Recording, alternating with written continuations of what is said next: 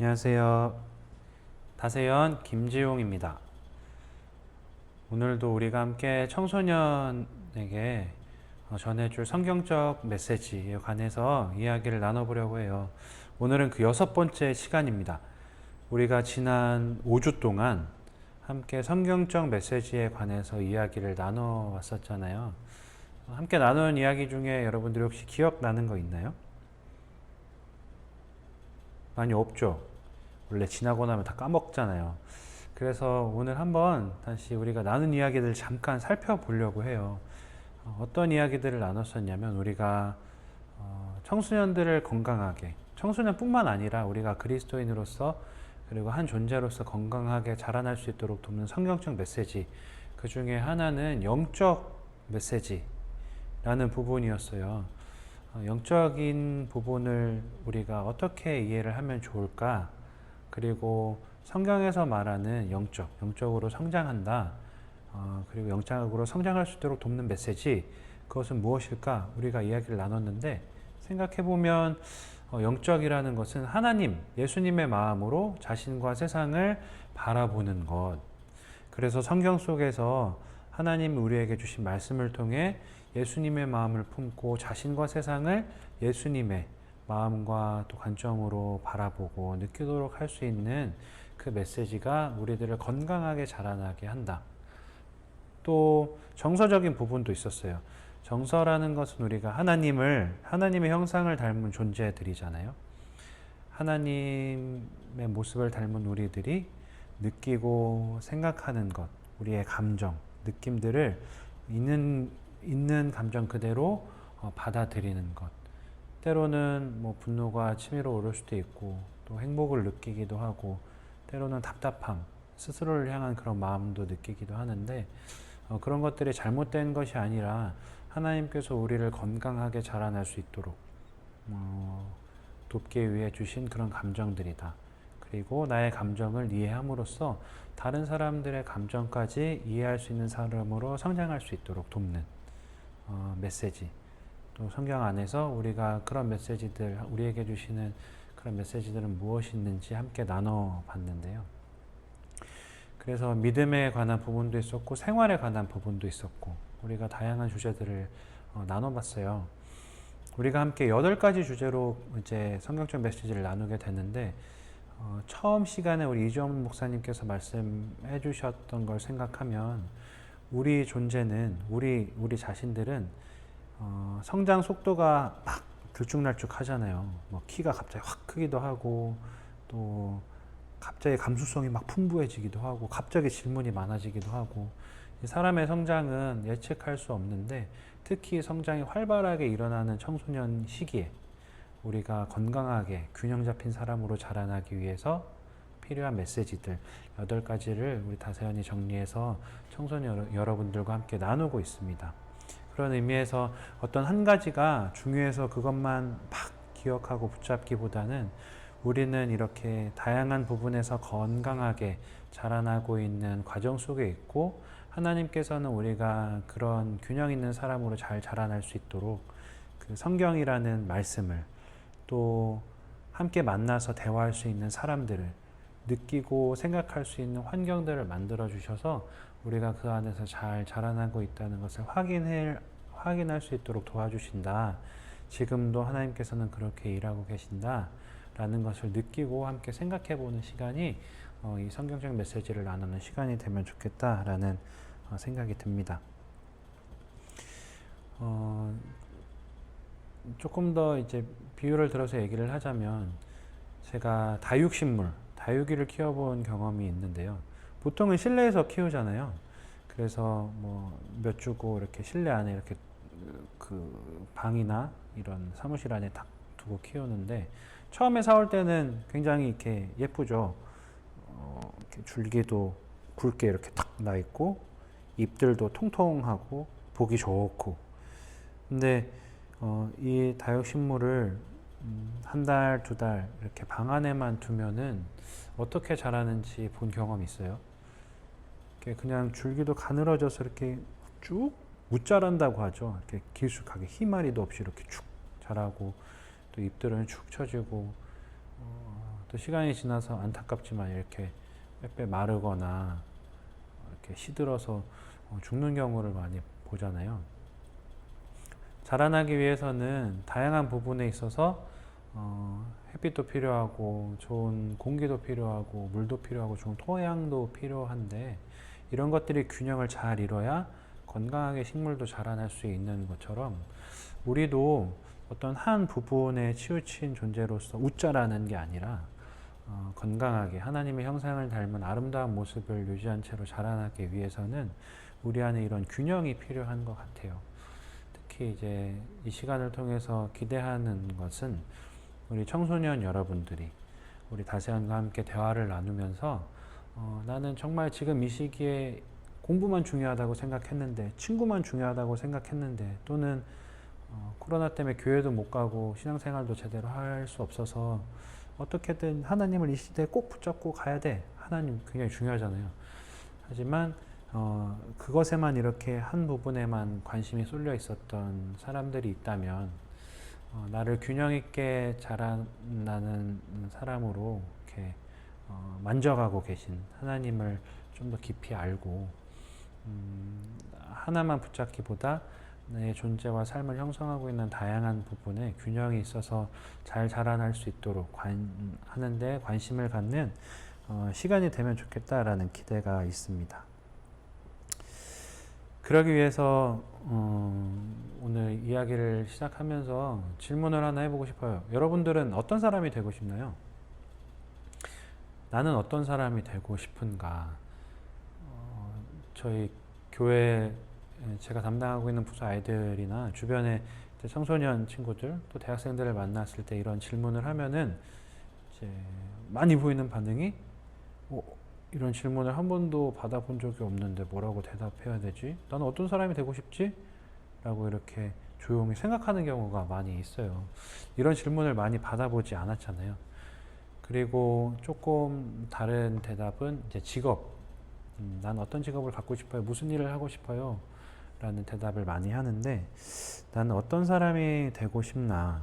이 직업이나 내가 할 일 말고 이 세상을 살아가는 한 사람으로서 나는 어떤 사람, 어떤 존재, 또 사람들이 나를 떠올릴 때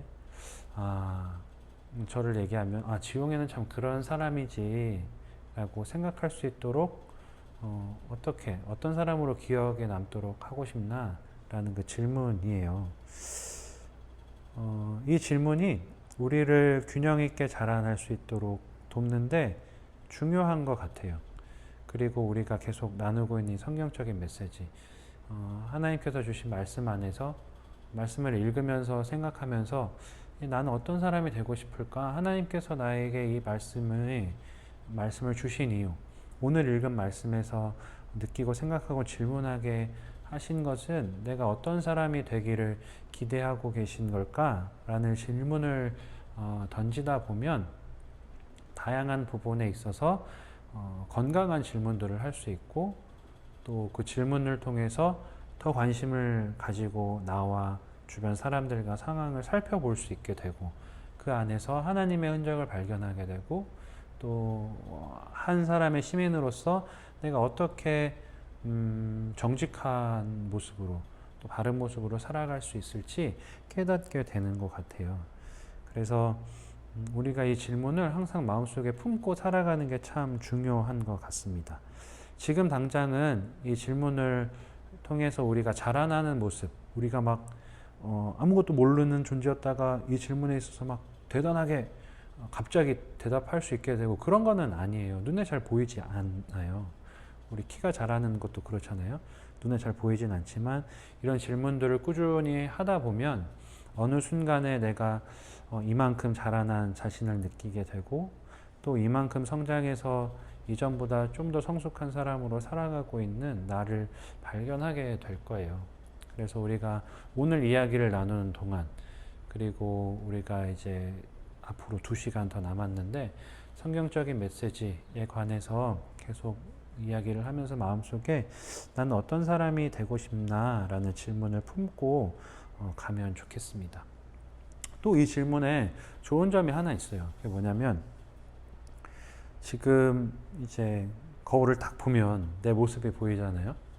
모든 사람들이 다 그럴 건데 내 모습을 딱 봤을 때 마음에 드는 부분도 있지만 마음에 안 드는 부분도 있잖아요. 그렇죠? 저 역시도 이렇게 거울을 보면은 마음에 안 드는 부분이 있어요. 근데 어떻게 할 수 없잖아요. 고칠 수 없잖아요.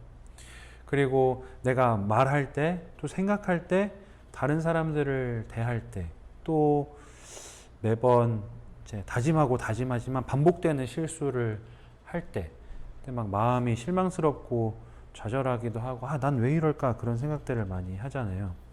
그리고 청소년 시기는 또 고민도 많아지고, 내가 어떻게 살아야 할지, 또 작은 것 하나도 엄청나게 크게 보여서 이 작은 실수 하나가 나에게 큰 영향을 미쳐서 내가 사람들한테 이렇게 욕을 먹으면 어떡하지? 내가 이거 하나 잘못했는데 정말 큰일로 이어져서 이게 나중에 내 미래에 이렇게 영향을 주면 어떡하지? 부정적인 영향을 주면 어떡하지? 그렇게 생각하게 되잖아요. 그런 생각 속에서 에이, 지금 이 시기 정말 그냥 빨리 보내고 싶어. 어떻게든 그냥 대충대충 할 수 있는 대로 막 해서 이 청소년 시기 그냥 빨리 살아가고 말 거야. 이렇게 마음을 먹을 수도 있는데 난 어떤 사람으로 자라나고 싶은가? 라는 질문을 하다 보면 이 내가 지금 지나고 있는 사춘기라는 시기, 청소년이라는 시기, 또 나도 나를 잘 모르겠어서 힘든 이 시기가 그냥 대충 빨리 보낼 시기가 아니라 정말 잘 보내야 되는 시기로 받아들일 수 있는 마음이 또 생기게 될 거예요. 어디서부터 시작해야 될지 모르는 순간에 지금 이 자리에서부터 다시 한 번 더 살펴볼 수 있는, 마음을 들여서 살펴볼 수 있는 습관을 기를 수 있도록 도와주기도 하고, 나 혼자만 모든 것을 짊어지고 있기 때문에 어려운 그 시기에 주변에 나와 함께 이런 고민을 하고 있는 사람들이 있어서 그 사람들과 함께 이 시기를 정말 행복하게 잘 보내고 싶다라는 마음이 들기도 하고요.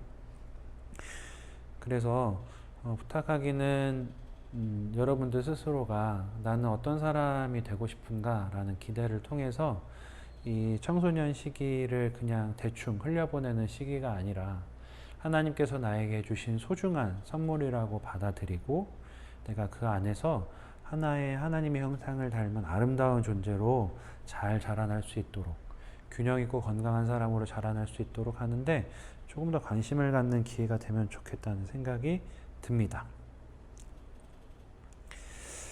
그래서 제가 앞이 굉장히 길었는데 그래서 오늘 우리가 나눌 주제는 뭐냐? 청소년들에게 전해줄 성경적 메시지. 주제는 지적 훈련이에요. 지적 훈련. 지적. 야, 너 머리 모양 왜 그래? 야, 너는 왜 그렇게 걷는 거야? 너 옷 입은 꼬라지가 그게 뭐냐? 이렇게 하는 지적이 아니라 지적. 이 지식, 또 생각하는 거, 배우는 거, 학습하는 거, 경험하는 거, 그거를 의미하는 지적 훈련에 관해서 함께 이야기를 나눠보려고 합니다. 여러분은 지적이라는 단어를 들었을 때 어떤 의미로 생각을 먼저 했나요? 어떤 단어가 떠올랐나요? 대부분 지적이다, 지적 훈련이다 하면은 지식에 관해서 생각을 많이 했을 거예요. 지식, 성적, 그렇죠? 그래서 이런 생각까지 이어질 수 있죠. 나는 지식이 많이 없는데, 똑똑하지 않는데, 나는 똑똑하지 않아서 성적도 그렇게 높지 않은데, 성적은 나랑 별 관계 없는데, 나 공부 진짜 싫어하는데, 지적 훈련? 이것도 지루한 얘기 하겠구만. 그런 생각을 할 수도 있어요. 근데 지적이라는 게 공부나 성적, 뭐 그런 부분에만 이렇게 국한된 게 아니에요.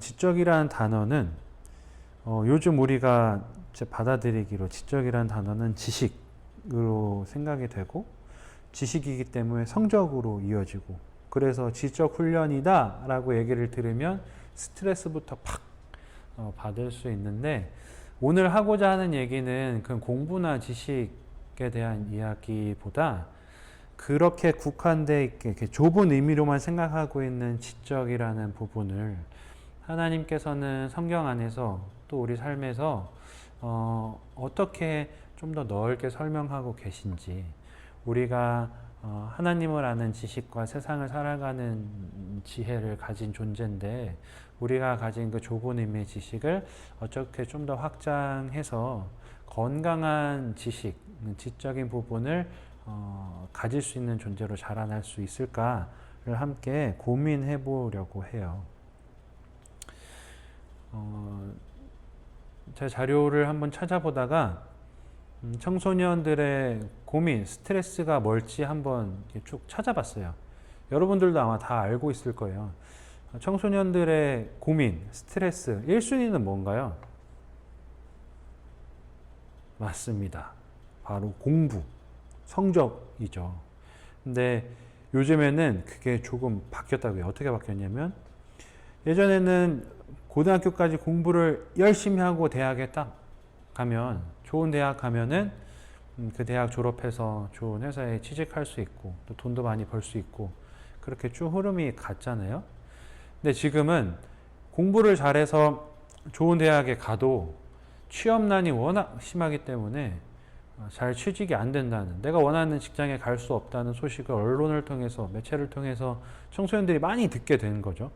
그러면서 새롭게 생기게 된 고민, 스트레스 하나가 진로, 직업하고 연결이 되는 거예요. 나는 어떤 직업을 가질 수 있을까? 내가 이렇게 열심히 공부한다고 해서 좋은 직업을 가질 수 있다는 보장이 있는 것도 아닌데, 그러면 내가 원하는 진로, 그냥 내가 하고 싶은 일들, 내가 꿈꾸는 것들을 할 수 있는 그 길을 가기 위해서 어떻게 해야 되나? 라는 그 고민과 스트레스를 청소년 시기 때부터 받고 있다는 거예요. 공부와 성적, 그리고 여기에 진로 문제까지. 이게 몇 년 전까지 청소년 고민 스트레스 1위였습니다. 근데 최근에는 조금 바뀌었죠. 왜냐하면 이제 코로나 때문에, 코로나로 학교도 가지 못하고 그리고 집에 오래 있고 그러다 보니 부모님하고 보내는 시간, 뭐 형제들하고 보내는 시간도 길어지고, 그러면서 지금 고민이 약간 조금 바뀌었다고 해요. 뭐냐면 지금은 생활 습관, 밤에 이제 늦게 자고 아침에 늦게 일어나잖아요. 막 11시 이때 일어나잖아요. 하루 이틀, 뭐 몇 주는 괜찮았는데 이런 생활이 반복되다 보니까 그렇게 하고 싶지 않은데 이미 늦게 자고 늦게 일어나는 그 생활 습관이 몸에 이제 익숙해지게 된 거죠. 건강하지 않은 거라고 생각해서 이런 패턴을 어떻게 바꿀 수 있을지. 또 학교에 가면은 그래도 강제성이 있으니까 앉아서 뭐라도 했는데 지금은 혼자서, 물론 선생님께서 체크는 해주시지만 혼자서 뭔가를 계속 해야 하고 챙겨야 하고 꾸준하게 해나가야 되는데 그거를 할 만한 그런 힘이 없어서 그런 끈기, 인내, 또 성실함을 어떻게 가질 수 있을까를 많이 고민한다고 해요.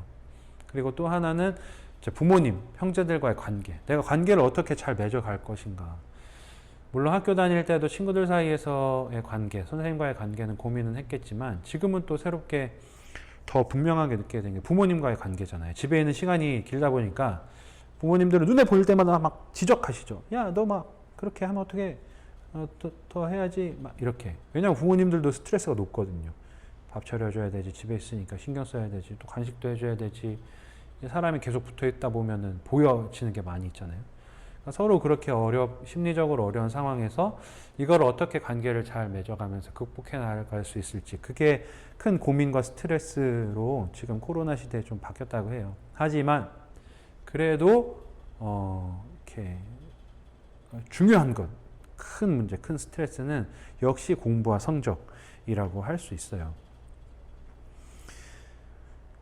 고등학교, 중학교 때, 청소년 시기에는 더 그렇잖아요. 공부를 이제 못하면, 지금은 그래도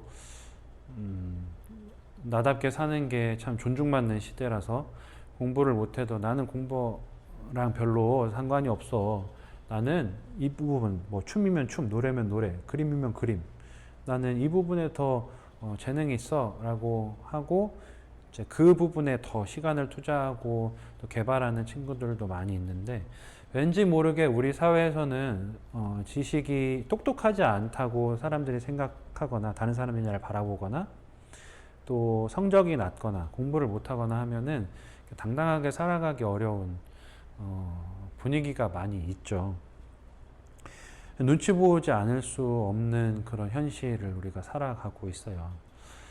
그거를 또 제가 몇 년 전에 분명하게 이렇게 느낄 수 있었던 기회가 있었는데, 우리 아이, 제가 담당하고 있는 아이들을 대상으로 학교에서 어떤 고민을 하고 있는지 그렇게 한번 받아본 적이 있거든요.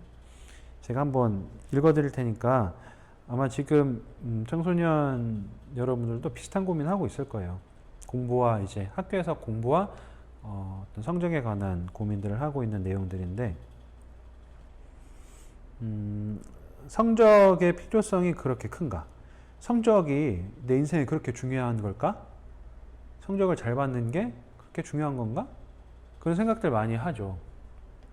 공부가 너무 힘들다. 공부 항상 힘들죠. 누구나 다 힘들어요. 그리고 전교 70등 안에 드는 게 가능한가? 70등 안에 드는 게 거의 불가능하죠. 어떻게 그게 가능해요? 70등 안에 드는 거? 뒤에서 70등 안에 드는 거는 그거 아무튼 70등 안에 드는 거 어렵잖아요. 몇백 명 있는데 70등 안에 든다는 것은 이건 정말 사람이 할 수 있는 일이 거의 아니에요. 그러니까 고민하겠죠. 그리고 공부에 정말 관심을 쏟을 수 있나? 내 관심사는 다 다른 데 있어. 근데 공부에 이제 관심을 쏟을 수 있을까를 고민하는 거죠. 난 공부를 진짜 못한다. 이런 얘기도 있었어요. 성적 순위에서 떨어질까봐 두렵다. 잘하는 사람들이 이런 고민이 훨씬 많이 있죠. 1등, 2등 하는 사람들이 하나 틀리는 것과 이 중간이나 하위권에 있는 사람들이 하나 틀리는 거는 큰 차이가 있잖아요. 잘해도 나름대로 고민이 있는 거죠.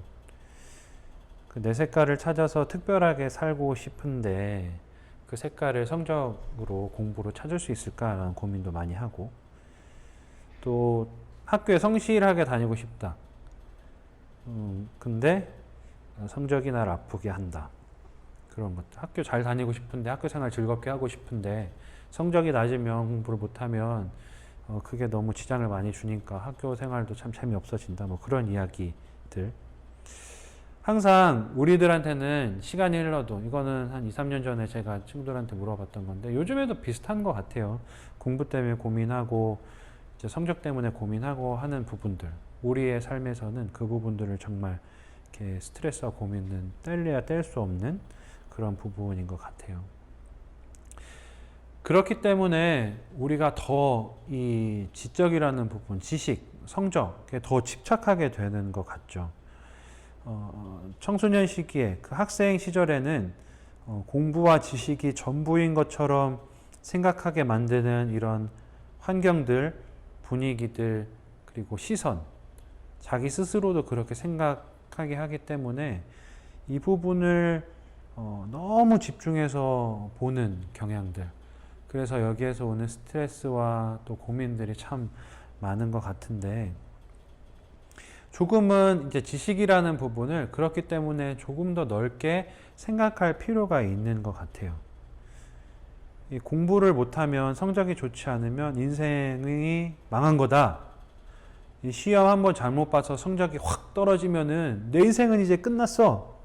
라고 생각하게 만드는 이 현실 속에서 우리는 좀 더 우리의 관점과 생각을 넓혀야, 그래, 그럴 수도 있지만 다음번에 또 기회 있지.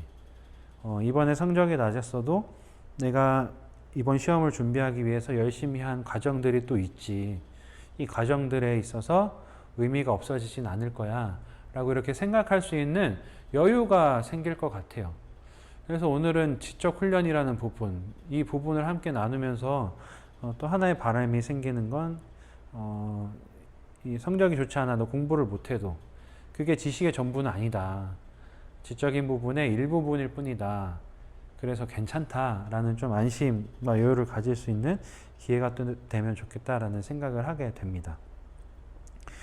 근데 이렇게 환경을 만들게 된 거는 뭐 여러분들이 그랬겠어요. 여러분들이 스스로 막 우리는 대한민국의 청소년으로서 이 나라의 큰 발전에 이바지하기 위해서 스스로 공부 열심히 하고 지식을 쌓아서 성적 잘 받아서 우리나라를 잘 만들어야 해. 그러므로 좋은 성적이 참 중요하다. 우리에게는 성적이 전부다. 이렇게 만들어 놓은 게 아니잖아요.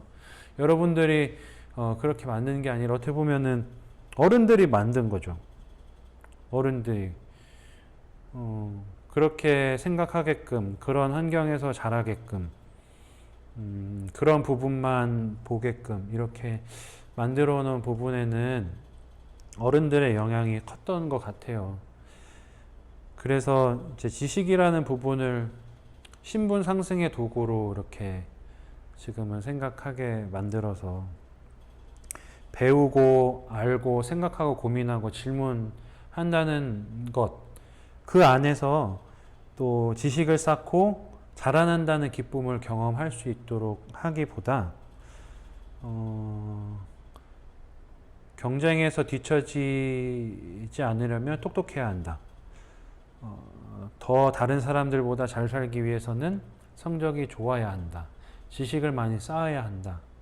그래서 경쟁에서 이겨야 한다. 이런 메시지들을 많이 전했기 때문에 여러분들도 그 안에서 살다 보니까 지식에 대한 부분을 조금 협소한 의미로 이해하게 된 것 같아서 어른들, 그런 영향을 준 어른의 한 사람으로서 용서를 구하고 싶어요. 용서를 구하는 의미에서 오늘 우리가 함께 나눌 그 지적 훈련이라는 부분을 좀 더 잘 함께 이야기하면 좋겠다라는 생각이 있고, 그래서 또 열심히 준비한 부분도 있고요. 여러분은 이미 똑똑한 사람들입니다. 제가 중학생, 고등학생 때보다 여러분들이 아는 게 훨씬 많아요. 여러분들이 생각도 훨씬 깊고, 또 시험 성적도 훨씬 높고, 배우는 것도 훨씬 많고, 경험하는 것도 더 많고, 성적도 더 높고, 여러분들은 참 과거의 어른들보다 뛰어난 사람들이에요. 근데 그런 사람들끼리 모여 있으니까, 그런 사람들끼리 시험 보고 또 성적을 보고 하니까 여러분들이 가지고 있는 지혜와 지식의 그 잠재력들을 잘 발견하기 어려운 것 같은데,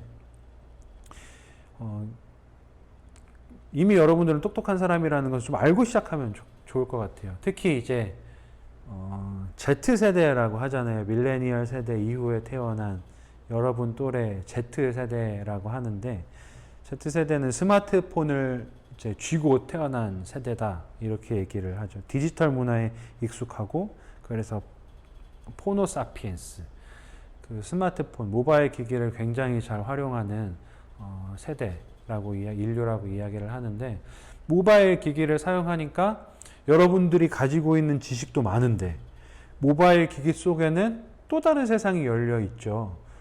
많은 사람들의 지식을 모아놓은 그런 인터넷 세상, 그리고 클라우드.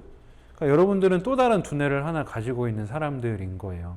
내가 가지고 있는 지식과 지식이라는 두뇌와 많은 사람들이 함께 모아놓은 엄청난 방대한 양의 빅데이터, 많은 데이터, 그 두뇌를 또 가지고 사는 사람들.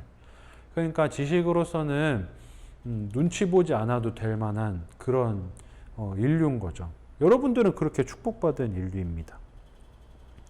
그리고 여러 가지 네트워크를 활용해서 어른들은 이제 자기가 공부하고 자기가 암기하고 또 스스로 뭔가를 해서 이루어 나갔던 세대라면, 지금은 네트워크로 서로가 서로를 돕는 관계 속에서 지식도 모으고 힘도 모으면서 서로가 격려하면서 이렇게 자라나고 있는 그런 세대잖아요. 그렇기 때문에 지식으로는 누구에게도 꿀리지 않을 만한 그런 세대인 거죠. 그러니까 스스로에게 나는 지식이 없어, 당당하지 못해, 이렇게 하지 말고, 난 비록 성적이 낮아도 나는 지식으로서는 정말 많이 가지고 있는 그런 사람이다. 아, 괜찮아, 나는 그런 존재야. 이렇게 좀 칭찬을 하면서 살아갈 수 있는 우리가 되면 좋겠어요.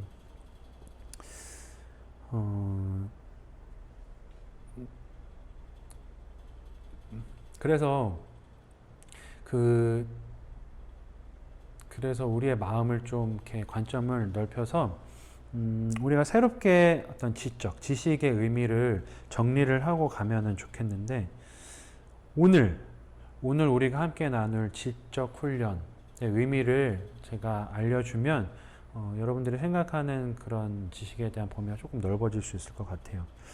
다세연에서 각 훈련마다 우리가 지금까지 해온 영적 믿음, 그리고 생활 관계 이런 부분에 있어서 각각 정해진 문장들이 있는데, 이번 지적 훈련을 의미하는 그 문장은 한 문장으로 이렇게 이야기할 수 있어요. 성실하게 배우고 주님을 인정하고 바르게 선택한다. 지적 훈련 이 의미 한 문장으로 기억한다면, 성실하게 배우고 주님을 인정하고 바르게 선택한다. 이 성실하게 배운다는 것, 이게 우리가 살아가는 삶의 지혜 라는 거죠. 우리가 건강하게 성장할 수 있도록 돕는 그 지식의 큰 부분이라는 거예요. 예전에는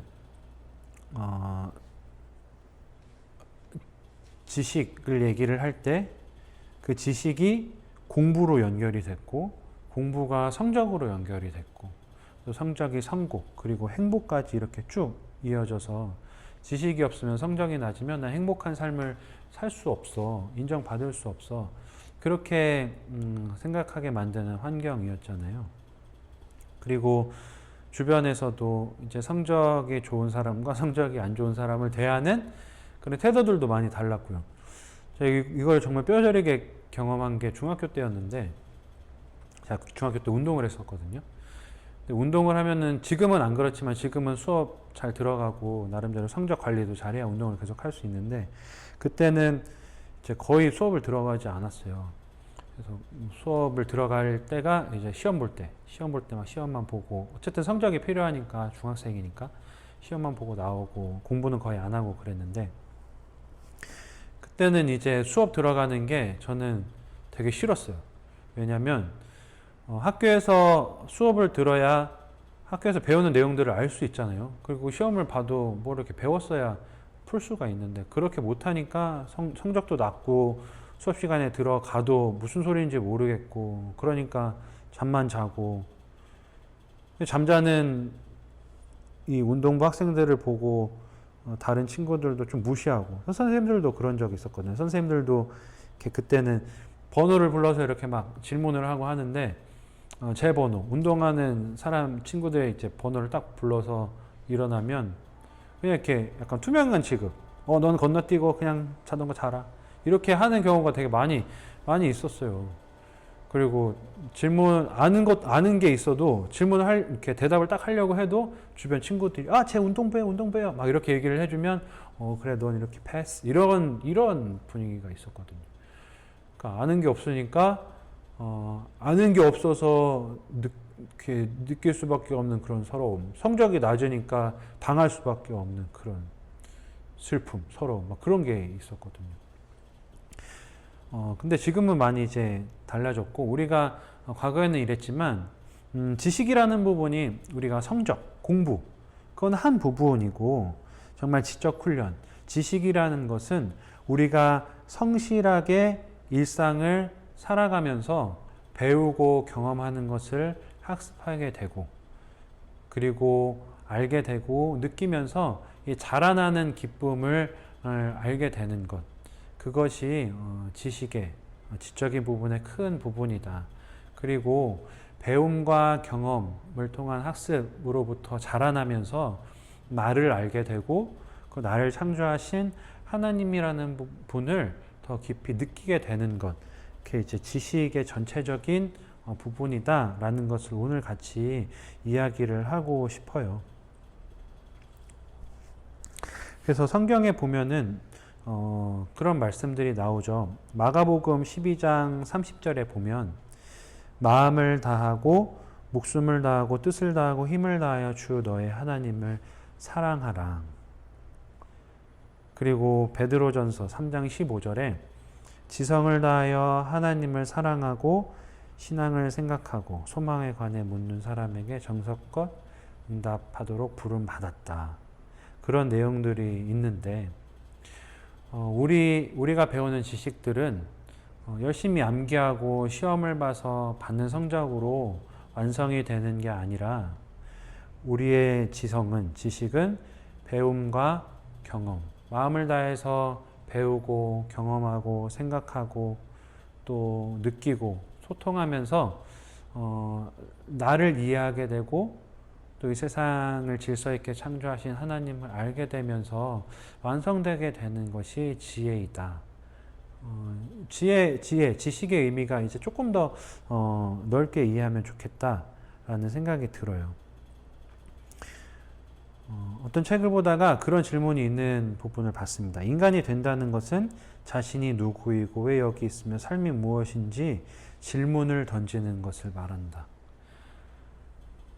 성적이 높은 성적을 잘 받아야 우리가 건강한 사람으로서 자라나는 게 아니라 물론 그것도 큰 부분이지만 우리의 삶을 성실히 살아가는 과정 속에서 우리가 마주하게 되는 문제와 또 여러 가지 장애물들, 사건들, 경험들을 통해 자라나는 기쁨을 느끼게 될 때 그 안에서 깨닫게 되는 게 지식이 되는 것이고 그 안에서 생각하고 질문하는 게 지혜가 되면서 나를 이해하게 되고 내가 살아가는 삶을 좀 더 넓은 관점으로 바라볼 수 있게 되고 그런 내가 살아가는 삶을 인도하신 하나님을 알게 되는 것, 그런 부분이 우리가 하나님께서 주신 지혜로 세상을 살아가게 되는 기쁨이지 않을까라는 것을 생각하게 됩니다.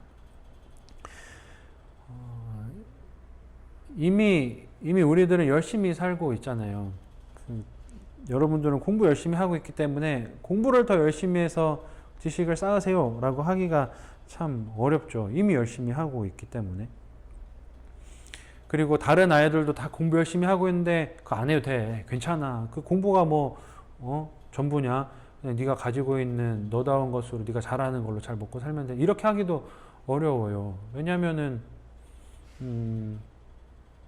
그거는 우리가 책임질 수 있는 말도 아니고 다른 사람들도 다 하고 있는데 내가 하지 않았을 때 느끼는 그런 불안함도 있잖아요. 모두가 다 배우고 열심히 하고 있는 것들을 해나가면서 우리는 하나님께서 주신 말씀 속에서 이 마음을 다해서 우리의 삶을 살아갈 때 배울 수 있는 지식, 또 정성을 다해서 나에게 주어진 일들을 해나갈 때 알 수 있는 그런 경험, 또 여러 가지 갈등과 어려움 속에서 그게 잘못된 게 아니라 그것들을 통해서 내가 성장할 수 있도록 도와주시는 그런 하나님의 손길을 느끼는 것, 하나님의 그런 마음들을 깨닫는 것, 그 모든 것이 되게 중요한 것 같아요. 그래서 지식이라는 부분, 우리가 좀 더 넓은 관점으로 바라보면 좋겠습니다. 뭐냐면 성실하게 배우고 그리고 성실하게 배우는 삶 속에서 하나님을 인정하게 되고 하나님을 인정하는 지혜와 지식을 통해 바른 선택을, 건강한 삶을 세워가는 것. 그래서 우리의 일상에서 경험할 수 있는 모든 것이 지식의 기초가 될 수 있고 그리고 우리가 배우고 생각하고 지혜를 쌓고 공부를 하고 책을 읽고 또 좋은 학교에 가고 또 많은 다양한 배움을 얻기 위한 궁극적인 목적은 나 자신과 하나님을 이해함으로 통해서 이 세상을 유익하게 하기 위한 것이라는 것을 생각하면서 사는 우리가 되면 좋겠다라는 그런 마음이 있습니다. 요새 좀 그런 얘기들 많이 나오잖아요. 코로나로 인해서 시대가 급변하게 됐고 4차 산업혁명을 통해서 이전에는 이전에는 소중하게 여기던 것들이 이제는 덜 소중하게 되고 그 부분들을 기계가 많이 담당하게 되면서 우리가 이제 지금 배우고 있는 지식은 4차 산업혁명 시대에는 쓸모없는 지식이 될 거다. 우리가 공부하고 있는 것 이제 다 앞으로 로봇들이 할 거기 때문에 인공지능이 처리해 줄 거기 때문에 지금 학교에서 배우는 것은 다 쓸모없는 거야. 이런 얘기들도 나오고 있잖아요. 이런 얘기 들으면 얼마나 속상해요. 우린 열심히 공부하고 있는데 앞으로 다 사라질 그 지식들을 배우고 있다니까 좌절하고 낙심될 때가 있죠. 학교 왜 다녀야 되나? 지금 공부 왜 해야 되나? 그러면 왜 이렇게 성적을 잘 받아야 돼? 이런 고민들이 생길 수 있는데 이런 상황이 있다고 해도 우리가 학교에서 성적만을 위한 것이 아니라 공부하는 게 우리가 높은 점수만을 받기 위한 것이 아니라 공부하는 것을 통해서 내가 잘 모르던 부분들을 알게 되는 그 기쁨을 누릴 수 있다는 경험을 한다는 것. 그게 참 소중한 거구나.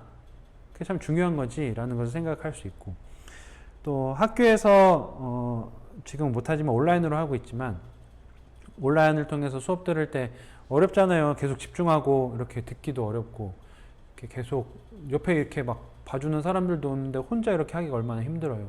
근데 이런 상황 속에서 그래도 이제 온라인으로라도 이렇게 뭔가를 배울 수 있다는 환경이 만들어진 게 된 게 얼마나 소중한가. 이런 환경 속에서 내가 이렇게 배울 수 있다는 게 얼마나 감사한 일인가. 또 나름대로 안 해도 되는데 책임감을 가지고 내가 이렇게 하고 있는 이 모습 자체가 참 대견하구나. 이게 내가 좀 이렇게 성장하는 기쁨이지라는 것을 생각할 수 있으면 참 좋겠습니다. 이렇게 이 4차 산업혁명으로 시대가 바뀌게 되면서 또 새롭게 사회에서 요구하는 인재상도 많이 바뀌었다고 해요. 우리는 뭐 이렇게 성적이나 공부 중요하게 여기지만 지금은 어떤 비판적인 사고를 할 수 있는 그런 사람들, 그리고 갑자기 생기게 된 그 문제, 그리고 복잡하게 얽혀있는 그 문제들을 잘 해결할 수 있는 능력이 얼마나 있는지, 그런 역량을 갖추고 있는지, 그리고 지금은 혼자 뭘 해서 하기는 굉장히 어려운 시대이기 때문에 같이 함께 관계를 이루어서 서로 힘을 모아 잘 할 수 있도록 돕는 역량이 있는지, 리더십이 있는지, 그런 것들을 갖춘 사람을 이제 앞으로 다가올 시대에 이제 인재상, 필요한 인재라고 이야기를 하는데, 혹시라도 여러분들 중에 이제 내가 공부를 못해서 성적이 낮아서 학교에서 요구하는 것들을 잘 따라가지 못해서 혹시라도 내 인생이 앞으로 너무 이렇게 부정적인 거 아닐까, 암울하지 않을까라고 생각하고 있는 그런 사람들은 희망을 가질 수 있으면 좋겠어요. 앞으로 요구하는 사회의 인재상은 조금 다르다는 것. 그래서 이 시대는 조금씩 변화하고 있다는 것을 인정하고 좀 생각하면서 우리가 가진 그 지식, 지혜의 의미를 조금 다르게 우리가 생각해 보면 좋겠는데, 그렇다면은 제일 중요한 것, 우리는 하나님의 말씀을 하나님의 약속으로 또 우리가 이 세상을 살아갈 수 있도록 우리에게 주신 가르침으로 생각하고 살아가고 있잖아요. 그러면은 성경에서 이야기하는 지식의 의미는 무엇인지 얘기를 나눠보면 좋겠습니다. 성경에서 가르치는 지적인 부분, 지식이라는 무엇일까? 디도서 3장 14절에 보면요, 이런 말씀이 있어요. 또 우리 사람들도 열매 없는 자가 되지 않게 하기 위하여 필요한 것을 준비하는 좋은 일에 힘쓰기를 배우게 하라. 이 디도서를 써서 이제 보내는 사람은 하나님의 종이며 예수 그리스도의 사도라고 밝히는 바울이었고요. 이 디도서, 이 편지를 받는 사람은 바울이 친아들처럼 여기는 디도. 디도를 향해서 바울이 뭐라고 얘기하냐면 믿음 안에서 낳은 아들이라고 이야기를 하는데요. 이 정말 사랑하는 아들처럼 여기는 이제 이 디도에게 바울이 편지를 쓰면서 이런 얘기들을 해준 거죠. 우리 사람들도 열매 없는 자가 되지 않게 하기 위하여 필요한 것을 준비하는 좋은 일에 힘쓰기를 배우게 하라. 각별한 관계에서 진심 어린 마음으로 부탁하는 말이죠. 배우게 하라. 근데 뭐를 배우게 하라고 이야기했나요? 이 말씀에서 다양한 것을 배워야 하지만 우리들은 좋은 일에 힘쓰는 것을 배우게 하라. 좋은 열매, 의미 있는 인생을 위한 열매, 내가 가진 독특하고 특별한 것들로 정말 소중하고 다른 사람들을 행복하게 도울 수 있고 세상을 유익하게 할 수 있는 그 좋은 일, 그것을 배우게 하라 라는 일들을 하고 그 이야기를 하고 있는 거예요. 우리가 일상을 살아가는 모든 순간은 이 좋은 열매를 맺기 위한 과정이고 자리이고 또 시간이죠. 기회이고요. 수업도 그렇고 우리가 마주하는 다양한 경험들도 그렇고요. 우리가 만나는 친구들과 사이에서의 관계, 부모님, 선생님, 주변 이웃들과의 관계도 그렇고 어떤 위기나 어려움들을 만났을 때 우리가 그 시간을 통해서 느끼고 생각하는 것, 질문하게 되는 것, 우리가 생활을 계획해서 그 계획한 것대로 살아가려고 애쓰는 노력, 이 모든 것들이 좋은 일을 하기 위해 배우는 과정이라는 것을 바울이 디도에게 알려주고 싶었던 거예요. 그냥 이제 성적을 잘 받아서 다른 사람들을 경쟁해서 이기고자, 내가 높은 성적 받고자 하는 그게 건강한 사람으로서 배움의 자세가 아니라 꾸준하고 성실하게 세상의 유익을 위해 내가 가진 것으로 행복한 세상 그리고 이웃들을 행복하게 할 수 있도록 돕기 위해 자기 삶을 꾸준하고 성실하게 가꿀 수 있는 그런 태도, 그게 지식과 지혜를 배우기 위한 좋은 태도이다. 나의 미래를 향한 기대를 품을 수 있는 자세이다. 그 안에서 모든 일상을 성실히 살아가면서 배우는 자라남, 그것을 경험하고 기억하는 게 학습이다. 좋은 지식을 쌓는 방법이다. 라는 것을 바울이 알려주고 싶었던 것 같아요. 또 솔로몬이 쓴 잠언 말씀에 3장에 보면은 젊은이에게 주는 교훈들이 많이 나와 있잖아요. 세상을 살아가는 모든 젊은이들이 가져야 할 지혜, 궁극적인 지혜는 무엇인가? 하나님을 신뢰하는 것, 하나님의 말씀을 마음에 새기고 살아가는 게 우리에게 꼭 필요한, 우리가 정말 중요하게 여겨야 할 지혜이다 라는 것을 이야기하고 있잖아요.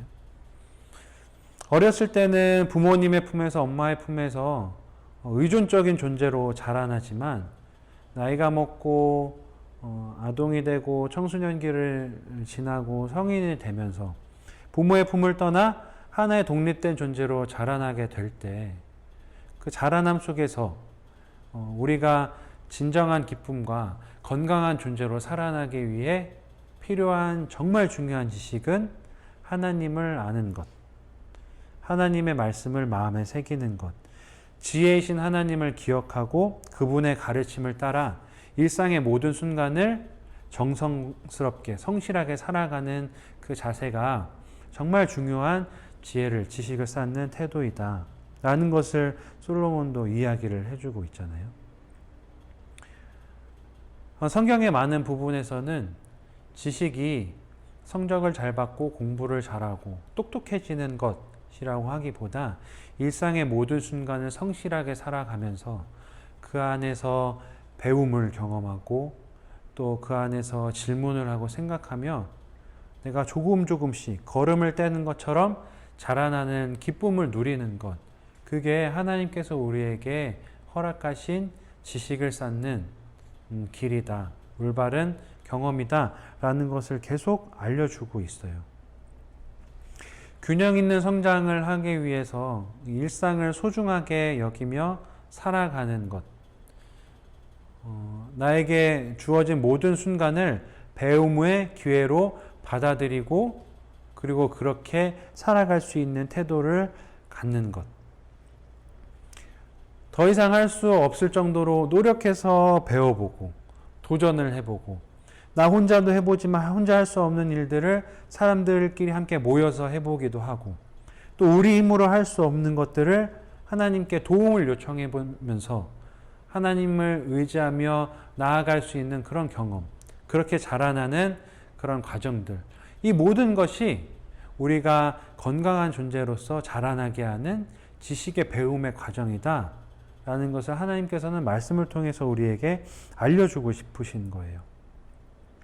일상의 모든 순간을 소중히 여기며 살아가는 그 태도 안에서 우리는 정말 진정한 자라남, 또 지식, 지혜를 쌓을 수 있는 경험을 하게 된다는 거죠.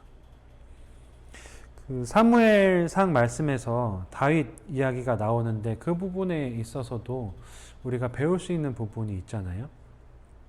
무엇이냐면 사무엘상 17장 말씀에 보면 다윗이 블레셋 군대와 싸우고 있는 이스라엘 군대, 그리고 거기에 나가 있던 형들에게 아버지의 심부름을 하는 장면이 나오잖아요. 다윗이 그 전장, 싸움이 일어나고 있는 그 장소에 딱 가서 들은 이야기가 블레셋 장수 골리앗이 이스라엘 군대를 향해서 모욕을 주는 그런 말을 딱 듣게 되죠.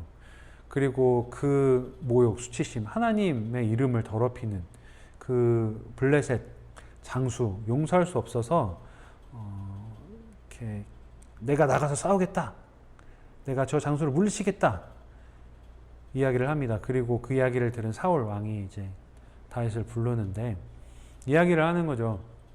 다윗, 너는 너무 어린 소년이야. 너는 그냥 양치던 그냥 소년에 불과하잖아.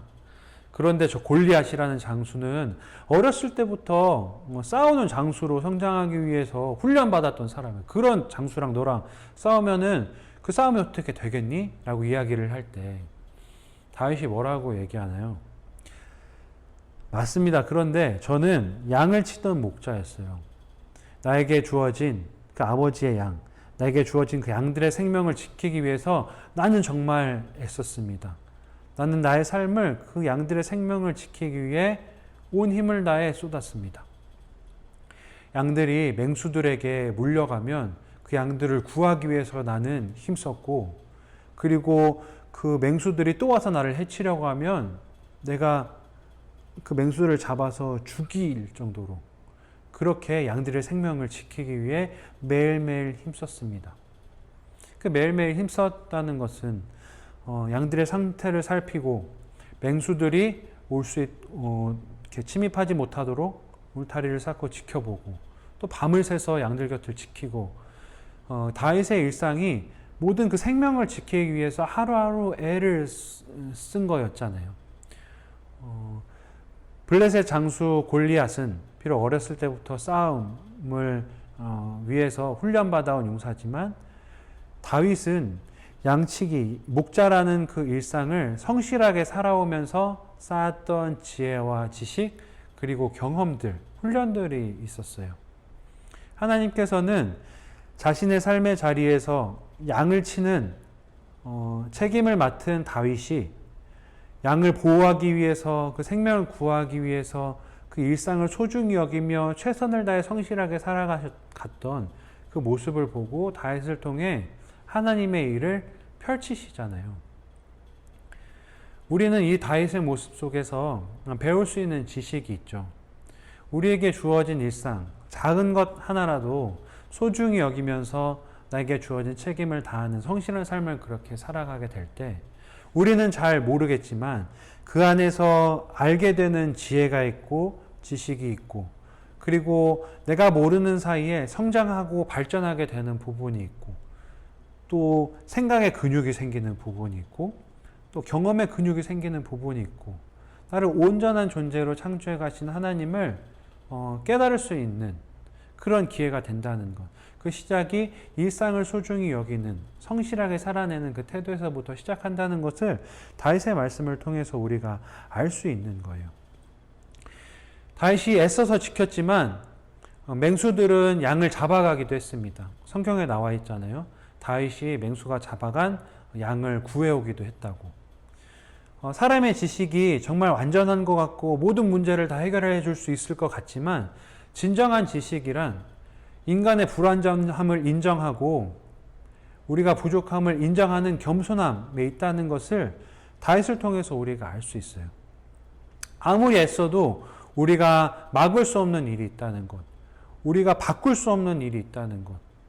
그래서 다윗은 일상을 소중히 살아가면서 소중하게 여기면서 그것을 깨닫게 된 거죠. 인간의 불완전함.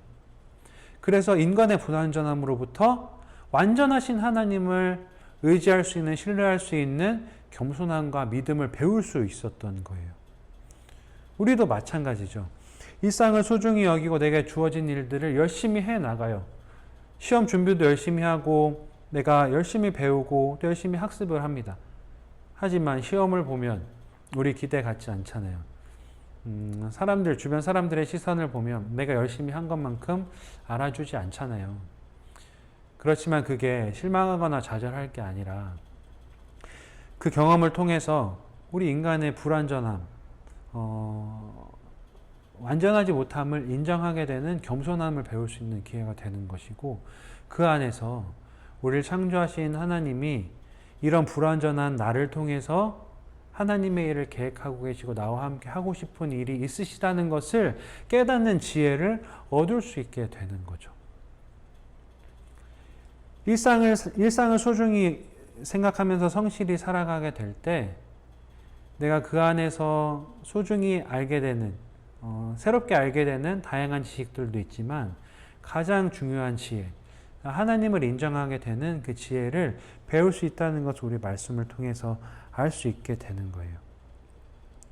그리고 반복되는 일상이지만, 지루하지만, 빨리 벗어나고 싶지만 내게 주어진 이 순간 내 역할을 소중히 여기는 그 마음으로부터 반복되는 일상을 기쁨으로, 감사함으로 살아갈 수 있는 그런 지혜와 지식도 갖추게 되는 거죠.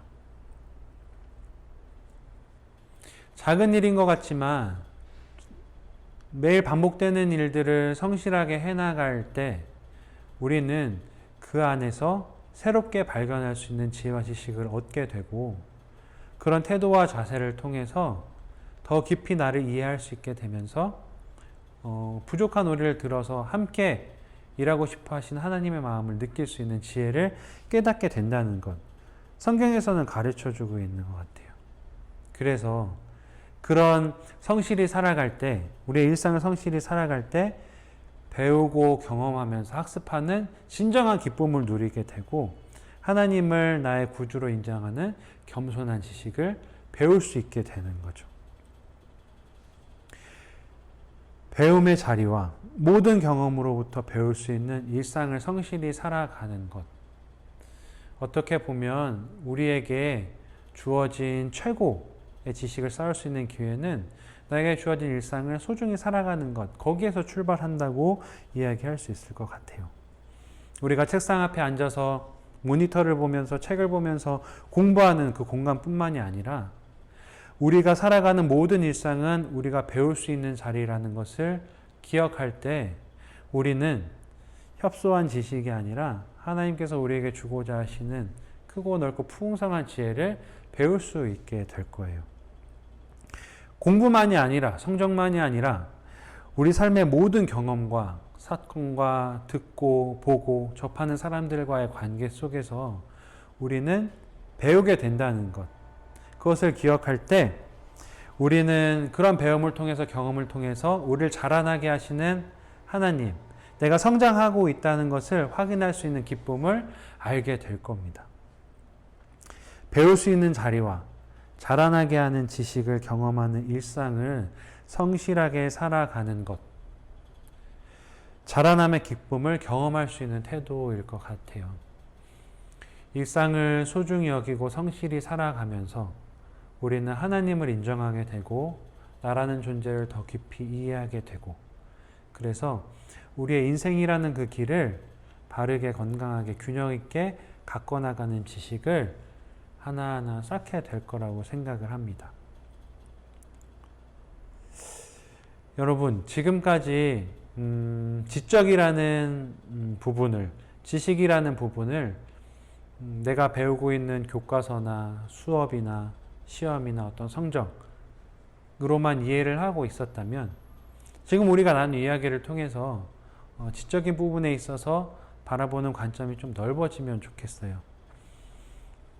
그냥 좋은 성적을 받기 위해서 나의 인생을 지금 쏟고 있다라고 생각하기보다, 나의 청소년기를 바치고 있다라고 생각하기보다, 공부를 통해서도 또 시험을 통해서도 우리는 지식을 쌓지만 하나님께서는 우리에게 청소년기라는 선물을 주셔서 학교라는 공간을 주셔서 친구들과의 관계라는 기회를 주셔서 우리가 성숙한 존재로 자라날 수 있도록 돕고 계시다는 사실을 이제는 생각해 볼 수 있는 사람이 되면 좋겠습니다. 그 안에서 우리가 느끼고 경험하고 또 질문하고 고민하는 것, 그것이 헛된 것이 아니라 그게 너무나 힘들어서 정말 하고 싶지 않아, 그냥 빨리 털어버리고 어른이 되고 싶어, 그게 아니라 그 모든 것을 통해서 하나님께서는 우리가 자라날 수 있도록 돕고 계시다는 사실, 그 모든 것이 우리의 지식이 될 수 있게 해주신다는 사실을 기억하면서 지금 내가 지나고 있는 이 청소년기를 소중히 받아들일 수 있는 우리가 되면 좋겠어요. 그러기 위해서 제가 4가지 제안을 한번 해봅니다. 일상을 성실히 살아가면서 하나님을 인정하고 바르게 선택하는 그 지적인 부분의 성장을 위해 우리가 아주 쉽게 지금 할 수 있는 쉬운 4가지 한번 제안을 해볼게요. 첫 번째는 뭐냐면 기대하기예요. 기대하기. 아침에 딱 일어났을 때 여러분들은 제일 먼저 무엇을 하나요? 제일 먼저 기대했으면 좋겠어요. 무엇을 기대하냐면 하루를, 그리고 내가 할 일을, 그리고 하나님께서 나를 만나게 하실 사람들을 기대하는 마음을 품으면 좋겠습니다. 그 기대로부터 오늘 하루가 나에게 그냥 반복적인 지루한 일상이 아니라 하나님께서 나에게 해주신 새로운 날로 받아들일 수 있는 마음을 갖게 할 거예요. 두 번째, 질문하기. 보고, 듣고, 느끼고, 그리고 여러 가지 상황과 사람 사이에서 내가 접하는 글이나 어떤 매체나 SNS 소식이나 그것들을 통해서 질문을 한번 해보면 좋겠어요. 질문한다는 것은 그것 하나에 집중한다는 거고, 집중한다는 것은 성실한 태도가 필요한 거거든요. 작은 일 하나도 관심 있게 보고 그 안에서 질문하게 될 때 하나님은 우리가 그 안에서 새롭게 얻을 수 있는 지혜, 새롭게 바라볼 수 있는 관점, 그리고 내가 잘 몰랐지만 새로운 사실을 알게 되면서 자라나고 있다는 사실을 확인할 수 있도록 도와주실 거예요. 세 번째, 돌아보기. 하루를 잘 지내고 나름대로 마음속에 내 하루를 평가하게 되잖아요. 그런 시간을 매일 가져보는 거죠. 바쁘더라도 피곤하더라도 자기 전에 30초라도 하루를 한번 생각해 보는 거예요. 돌아보면서 기억나는 장면이 있다면, 기억나는 사람들의 표정이 있다면, 또 내가 생각나는 어떤 단어가 있다면, 오늘 하루를 살아가면서 전과는 다른 새로운 느낌을 받은 경험이 생각난다면 그것을 한번 돌아보면서 생각해 보는 거죠. 아무것도 아닌 것 같지만 그런 태도 하나가 하루를 살아오면서 내 안에 일상 속에 숨겨진 작은 지혜와 지식들, 하나님께서 주시고자 하는 메시지들을 발견할 수 있도록 돕는 좋은 기회가 될 거예요. 그리고 마지막 4번째, 기록하기. 이거는 어려울 수도 있는데, 기록이라는 것은 글로 쓸 수도 있지만 음성으로 해도 되고요. 폰에다가 음성으로 녹음해도 되고, 또 표정을 사진을 찍어도 되고, 그냥 마음속에 이렇게 새겨도 되고, 잊지 않으려는 노력을 한번 해보는 거죠. 잊지 않고 우리 마음속에 이렇게 새길 때 그게 정말 나의 지식과 지혜가 되잖아요. 기대하기, 질문하기, 돌아보기, 기록하기. 이 4가지. 4가지는 어렵지 않은 거예요. 그냥 이 4가지를 다 해도 되고 하나만 해도 됩니다. 하나님께서 우리를 하나님의 형상을 닮은 존재로 창조하셨고, 우리의 일상을 통해서 배우면서 성숙한 존재로 자라날 수 있도록 지혜와 지식을 주시고, 그런 하루, 그런 사람으로 살아갈 수 있는 하루라는 선물을, 또 그런 하루들이 모여서 우리 인생이라는 그런 자리를 주셨는데, 하나님께서 선물해 주신 그런 인생을, 내게 주어진 하루를, 또 하나님의 형상을 닮은 나의 존재를 자라나게 하시는 하나님의 손길을 경험하게 하는 순간을 이 4가지 실천을 통해 배울 수 있을 거라는 느낄 수 있을 거라는 기대가 있습니다. 기대하기, 질문하기, 돌아보기, 기록하기. 쉽진 않겠지만 하나라도 오늘부터 이렇게 좀 해보면 좋겠어요. 해보면서 하나님께서 우리에게 말씀을 통해 알려주신 그 지식의 새로운 의미, 오늘 하루를 성실하게 살아가는 우리의 모습을 통해 나 자신을 이해하고 하나님을 알게 되고, 그래서 바른 삶을 이렇게 살아갈 수 있도록 해주시는 그 하나님의 지혜를 매일매일 생각하면서 살아가는 우리가 되면 좋겠습니다. 긴 시간 동안 집중해서 듣느라고 고생 많으셨습니다. 하나님께서 여러분 한 사람 한 사람을 성숙한 하나님의 자녀로, 그리고 성숙한 시민으로 자라날 수 있도록 모든 일상 속에서 지혜와 지식을 더해 주실 거예요. 그런 하나님을 기대하면서 오늘 하루도 일주일도 힘을 내서 살아가는 우리 모두가 되면 좋겠습니다. 그럼 우리 다음에 또 만나요. 수고하셨습니다. 안녕.